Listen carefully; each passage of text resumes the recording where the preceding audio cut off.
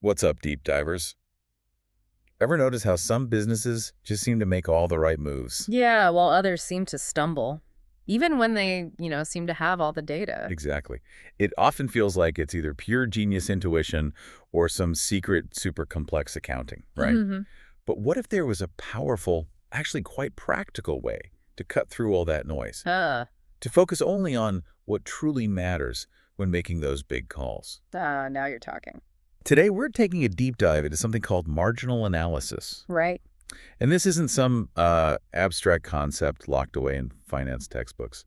Not at all. No, it's It- very hands. It's a pragmatic tool for anyone like a startup founder or a seasoned executive to shortcut your way to being incredibly well-informed on almost any business decision. Leading to those genuine aha moments. Exactly. Those moments of clarity. Precisely. Yeah. And our mission with this deep dive is really to unpack the core concepts of marginal analysis. Specifically, how do you identify the relevant revenues and costs, the ones that genuinely impact a decision? Then we'll immediately apply this framework to several common, real-world business scenarios. Ultimately, it's about mastering the art of knowing what to count.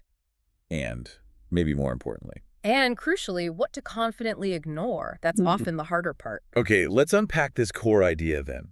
The source material defines marginal analysis as, well, an operational decision method Mm-hmm. used for everything from launching a new product to adjusting output, accepting those special orders you mentioned, or even deciding, do we make this thing ourselves or buy it from someone else? Yeah, make versus buy, classic. It's incredibly versatile. Yeah. But what's the single unifying principle that ties all these seemingly different decisions together? There has to be one, right? There is. And the core principle at its heart is actually deceptively simple. Okay. Only revenues and costs that change as a result of selecting different alternatives are relevant. Only what changes. Only what changes. If a revenue or cost stays exactly the same no matter which path you choose, then for that specific decision, it's irrelevant. You should just ignore it. Ignore it. Just like that. Just like that. And this is crucial because it often challenges our intuition. How so? Well, it means a variable cost isn't always relevant, and a fixed cost isn't always irrelevant. Right, which feels backwards sometimes. It really does. It all comes down to whether it changes because of the decision you're making right now. That sounds almost too simple, only what changes. But I can already imagine how easy it would be to get that wrong, in the heat of the moment. Oh, absolutely. It takes discipline. Can you give us some examples of these relevant costs? The ones we absolutely should be paying attention to because they do change. Absolutely. Think about costs that are directly tied to the decision at hand. First, you've got direct costs. These are the costs you can specifically identify or trace to a particular product or service. Like the ingredients in a recipe. Exactly like that. Yeah. Raw materials, Yeah. the labor directly working on that item. They're typically relevant because, well, they'll change if you produce more or less. Makes sense. Then there are prime costs. These are just a subset of direct costs specifically, direct material and direct labor. If your decision impacts production, these will almost certainly change. Relevant. Okay. Then discretionary costs, these are interesting. They arise from management's periodic budgeting decisions, often in areas not directly tied to production itself. Like marketing budgets Yeah, or landscaping the HQ. exactly. Things like that. They're relevant because management chooses to incur them and could choose otherwise based on the decision. Ah, the element of choice. Precisely. And incremental costs, sometimes called marginal costs or differential costs. These are the additional costs you incur to produce one additional unit or take one additional action. They include all the variable costs and any fixed costs that suddenly become avoidable with the decision. Super relevant. Avoidable fixed costs. We'll come back to that, I bet. Oh, definitely. Now, opportunity costs. This is where it gets really interesting, and honestly, it's the one people miss most often. Because it's not money out of pocket. Exactly. An opportunity cost is the value of foregoing the next best alternative when you make a decision. It's not a cash outlay. So if a special order requires using a machine that could have been used for another profitable product, The profit you didn't make from that other product. is a relevant opportunity cost for the special order decision. Always relevant. Wow, okay. That's a big one. Then controllable costs. These are simply costs that the manager or decision maker can actually authorize and change. So relevant to their decision level. Right. If they change based on the choice being made by that manager, they're relevant. A manufacturing department manager controls their materials and supplies budget, so those costs are relevant for their operational decisions. Gotcha. And finally, avoidable costs and revenues. This is almost just a summary term. These are costs or revenues that result from choosing one course of action instead of another. If you pick option A, you avoid the cost or revenue tied to option B. They are inherently relevant because they highlight the difference between your alternatives. I see. So it's all about what you can impact, what does change, and what you give up. But, in a world overflowing with data, sometimes the biggest shortcut is knowing what you can confidently ignore. Exactly. That's the other side of the coin. Don't get distracted by information that won't actually influence the outcome. Noise. So what falls into that bucket of irrelevant costs? The noise we should tune out. Okay, first, the obvious one. Irrelevant costs are simply any costs that do not differ among your alternatives. If it's the same number on both sides of the comparison, just cross it out. Okay. Then, sunk costs. These are maybe the most common trap. Ah, yes, the famous sunk costs. They're costs incurred in the past that you cannot recover no matter what you decide now. Like a concert ticket example you used earlier. Rain or shine, the money's gone. Precisely. Or in business. Let's take that Electromag Corporation example. They're deciding whether to replace old equipment. The original purchase price of that old equipment, totally sunk. It's already spent, gone. Irrelevant to the replacement decision now. Can't get it back. Can't get it back. Then you have uncontrollable costs. These are costs authorized at a higher level in the organization. A specific manager making an operational decision usually can't change them. So for that manager's decision, they're irrelevant. Like the rent allocated to their department. Or fixed asset depreciation allocated to their department. Understood. Exactly. That manager can't change it, so it shouldn't influence their choice between, say, two production methods using that space. Okay. And finally, unavoidable costs. These are similar but slightly different. These costs will stay the same no matter which course of action you take among the alternatives you're considering. They'll continue regardless, so they have no effect on the decision at hand. So to go back to that Electromag example, even a variable cost like electricity, if it's the same for the old machine and the new machine. It's irrelevant, even though it's variable. That feels so counterintuitive to how many of us instinctively think about costs. Could you just maybe break down why that specific point is so crucial? Yeah, sure. It's crucial because it hammers home the core principle. Only the difference matters, the change.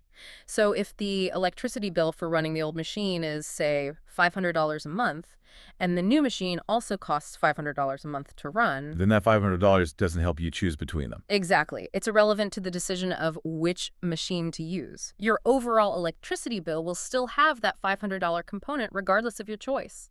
Including it in your analysis just adds noise, makes the comparison messier. It's all about the incremental change, or in this case, the lack of change. That clarity, yeah, that certainly would cut through a lot of spreadsheet noise. Okay, now that we have our toolkit, our sort of relevance filter, let's put this to the test with some of the trickiest business puzzles out there.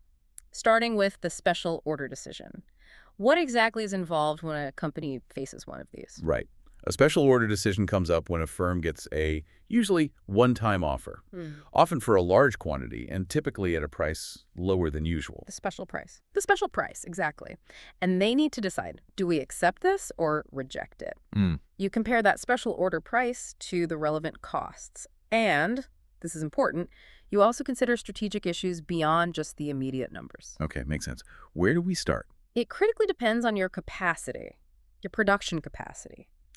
Capacity again? Always. So let's say Cater Company, they make industrial components. Right. If they have excess capacity, meaning they can produce more units without needing new equipment or hiring another supervisor, essentially without increasing their fixed costs. They've got idle machines or time. Right. Then only the incremental costs are relevant to this special order. And these are primarily the variable costs directly tied to producing that specific order. Right. So in one of our examples, Cater's KB96 product normally has a total cost listed at $90.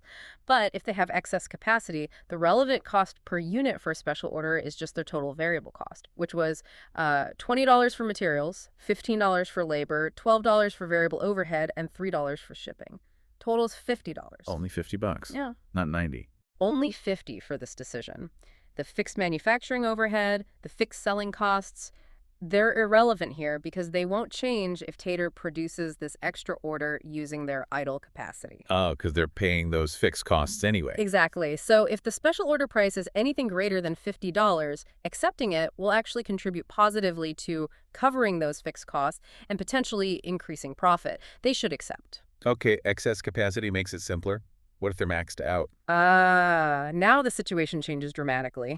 If Cater is operating at full capacity, accepting the special order means they have to give something else up. They have to bump some regular production. Precisely. They have to forfeit some other regular production. And this immediately introduces that critical concept we discussed. An opportunity cost. Opportunity cost, exactly. If, for example, Cater's next best alternative use of that capacity, maybe making and selling their standard product would generate a $10,000 contribution margin. Contribution margin being revenue minus variable costs? Right. The money left over to cover fixed costs and profit. If they'd make $10,000 from using that capacity normally, then that $10,000 becomes a relevant opportunity cost for taking the special order instead. Okay, how does that factor in? Well, if the special order is for, say, 1,000 units, that $10,000 opportunity cost works out to $10 per unit. $10,000 divided by 1,000 units. This $10 opportunity cost gets added to the variable cost of $50. So now the minimum price isn't $50 anymore. No, the minimum acceptable price becomes $60. You need to cover both the direct variable costs and the profit you're giving up from your next best alternative. That's a huge difference based purely on capacity. It is. And remember, beyond the pure numbers, always think about those strategic factors. Like what? Like, what's the potential effect on your regular customers if they find out about this low price? Could this special order lead to future, more profitable sales with this new customer? Or will it just cannibalize existing sales? Other capacity limits if this order might just push you over. Yeah. Even if you think you have some slack. Right. And even things like the long-term impact on your brand image or maybe extra wear and tear on machinery. These qualitative factors can often tip the scales one way or the other. It's fascinating how that one factor, capacity, can just completely flip the relevant switch. It makes total sense now why that's so critical. And this same logic, I imagine, applies directly to another really common business dilemma. Do we make it ourselves or do we buy it from someone else? The classic make versus buy decision. It absolutely does. Very similar thinking, make versus buy, or insourcing versus outsourcing, again boils down to picking the lowest cost alternative based only on relevant costs. And let me guess, capacity matters. Capacity is once again key. You're getting it. Okay. So if you have excess capacity, the relevant cost of making the item internally is simply the costs you will avoid if you decide not to make it and buy it instead. This avoided cost figure also represents the maximum outside purchase price you'd be willing to consider. Right, because if they offer it for less than what you save by not making it, it's a potential win. Exactly. But if you have no excess capacity, making it internally means you're using resources that could be doing something else. Opportunity cost again? Opportunity cost again. So the cost of making internally expands. It includes those costs you'd avoid, plus the opportunity cost of using that capacity for this product instead of something else potentially more profitable. Okay, let's ground this. That offset manufacturing example. Example 3. Offset manufacturing currently makes 20,000 units of a specific part.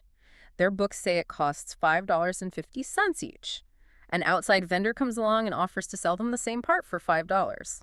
Seems like a no-brainer, right? $5 is less than $5.50. Seems like it, yeah. Buy it. But wait, Offset has excess capacity, and crucially, the only fixed cost they would actually eliminate or avoid if they start making the part and buy it instead is a $10,000 factory floor supervisor's salary. So not all the fixed costs assigned to that part go away. Exactly. So when we calculate the relevant costs to make the part, we only include the costs that change. That's direct materials, $10,000, direct labor, $40,000, variable factory overhead, $20,000, and only the avoidable fixed factory overhead, which is that $10,000 supervisor salary. So the total relevant cost to make is $80,000. $80,000 total. Now, what's the cost to buy? That's 20,000 units times the $5 offer price. $100,000. Right. So comparing the relevant options, $80,000 to make versus $100,000 to buy. They should keep making it, even though the supplier's price looked cheaper than their total unit cost. Precisely.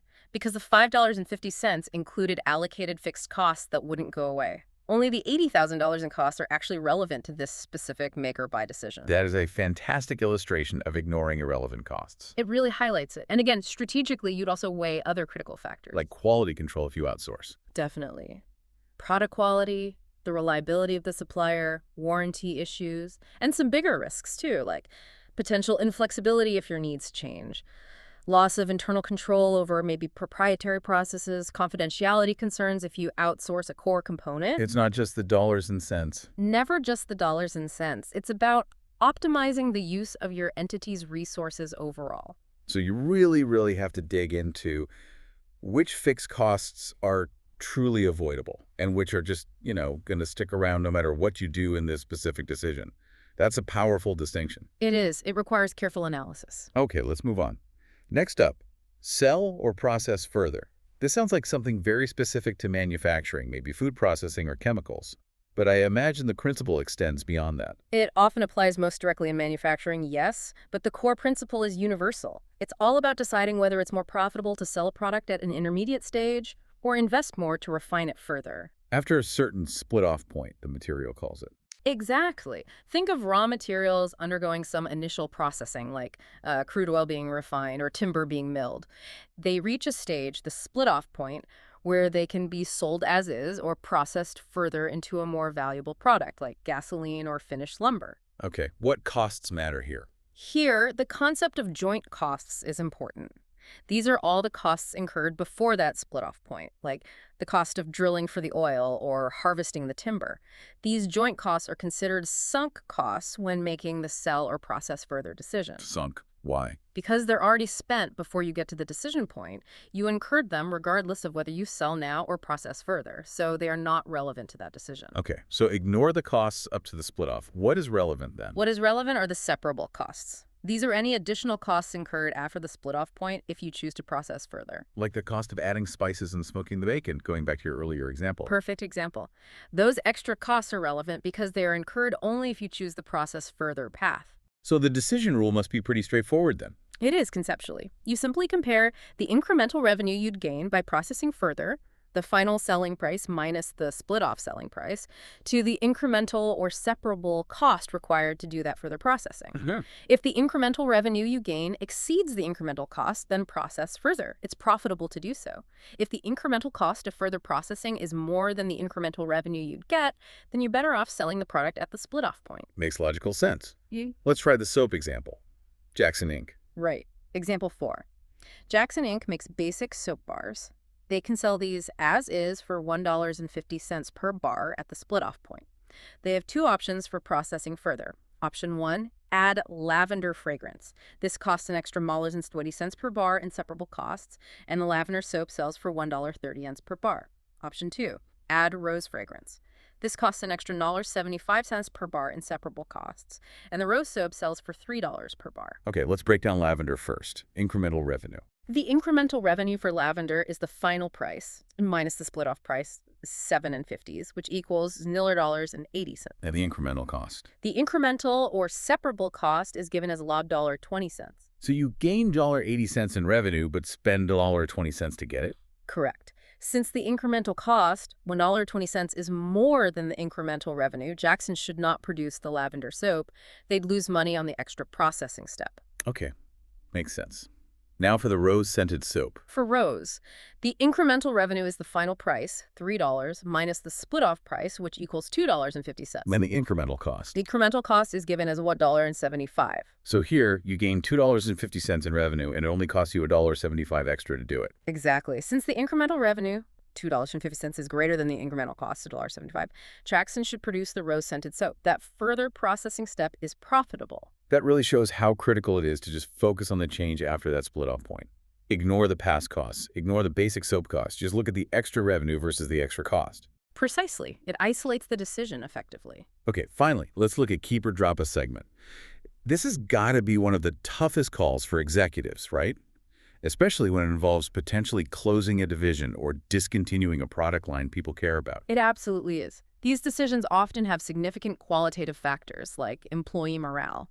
But from a purely financial perspective, using marginal analysis, correctly identifying relevant costs is once again the crucial factor. So when you're evaluating a segment like a product line, a store, a division, what's the key cost distinction? You need to classify the segment's fixed costs very carefully. Are they avoidable fixed costs, meaning they will go away if the segment is discontinued? If so, they're relevant? Or are they unavoidable fixed costs, meaning they will still be incurred by the company overall even if the segment is dropped? If so, they're irrelevant to this specific decision. Okay, avoidable versus unavoidable fixed costs. Got it. How does that translate into the decision rule? The decision comes down to comparing two things. One, the fixed costs that can be avoided if the segment is dropped.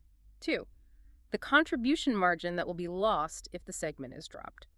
Remember, contribution margin is the segment's revenue minus its variable costs. Okay, comparing avoided fixed costs to lost contribution margin. Right. You keep the segment if the contribution margin you would lose is greater than the fixed costs you would avoid by dropping it.